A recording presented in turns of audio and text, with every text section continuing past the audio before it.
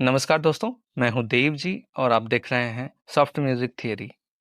आज के वीडियो में हम जानेंगे कि आड़ की लयकारी कैसे करते हैं।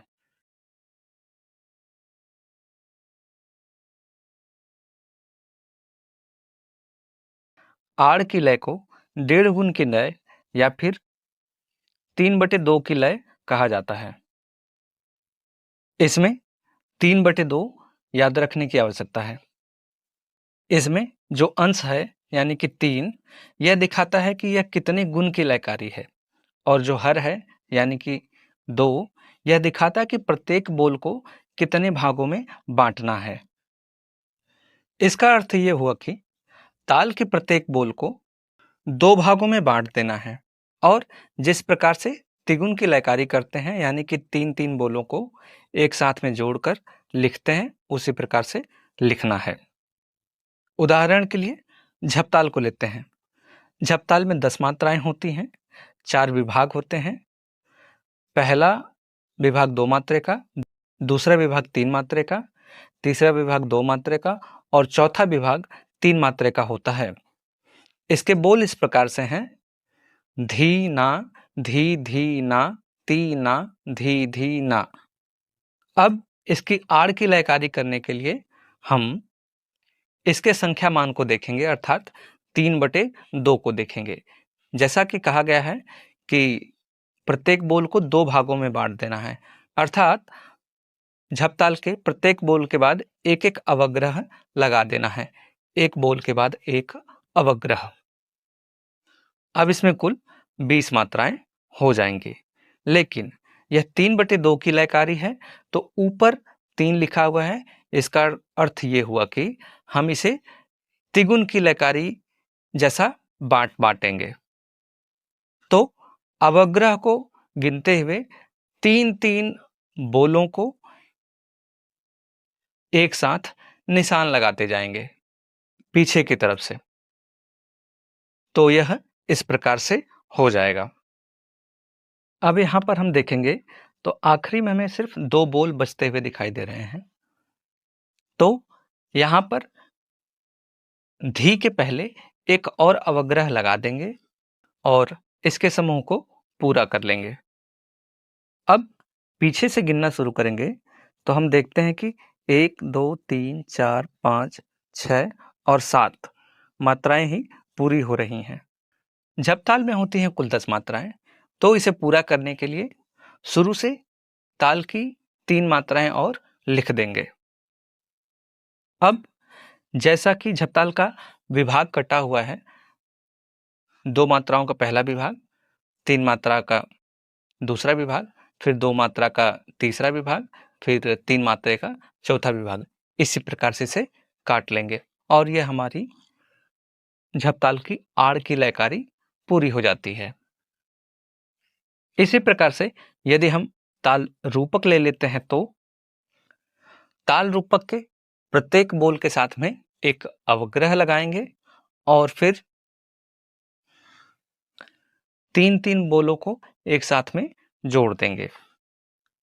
फिर हम पाते हैं कि अंत में एक मात्रा की कमी होती है, जिसे हम अवग्रह लगा करके पूरा कर लेते हैं, और ये हमारे पास कुल 5 समूह प्राप्त हो जाते हैं। चूंकि ताल रूपक में 7 मात्राएं होती हैं, तो शुरू की 2 मात्राएं और इसमें जोड़ देंगे। अब जिस प्रकार से ताल रूपक का विभाग कटा हुआ है 3, 2 और 2 के रूप में ताल के विभाग को काट देंगे और हमारा यह ताल रूपक की आड़ की लयकारी पूरी हो जाती है। इसी प्रकार से हम अन्य तालों की लयकारियां भी लिख सकते हैं जिनके एक मात्रा में एक बोल होते हैं, जैसे कि ताल दादरा, कहरवा, तीन ताल, जत्ताल, धमार आदि। लेकिन ऐसी तालें जिनके एक मात्रा में कई बोल होते हैं, जैसे कि ताल, एक ताल और 4 ताल। कई ऐसे ताले हैं जिनके एक मात्रा में मिश्रित बोल होते हैं, अर्थात एक से अधिक बोल होते हैं। उदाहरण के लिए एक ताल को देखें तो पहली और दूसरी मात्रा पर धिन और धिन है, जबकि तीसरी और चौथी मात्रा पर देखेंगे तो धागे में धा और गे 2 बोल हैं, तिरकिट में 4 बोल हैं।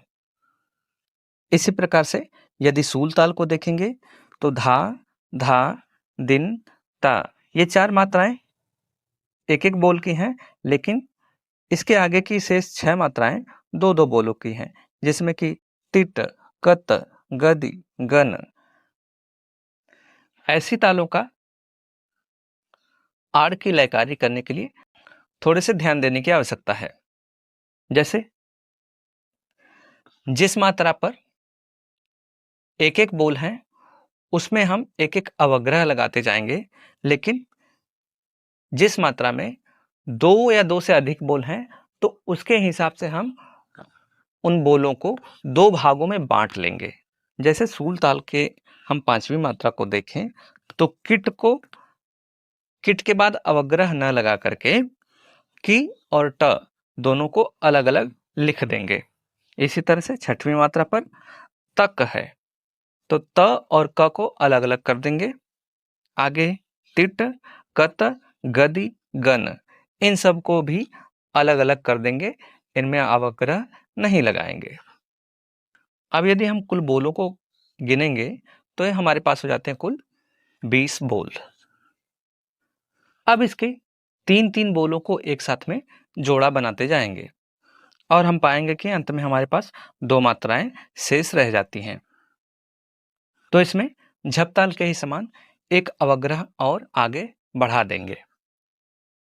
अब हमारे पास शेष 3 मात्राएं बच जाती हैं, जिसको हम पहली मात्रा से लिखना शुरू कर देंगे, जो होंगी धा, धा, दिन।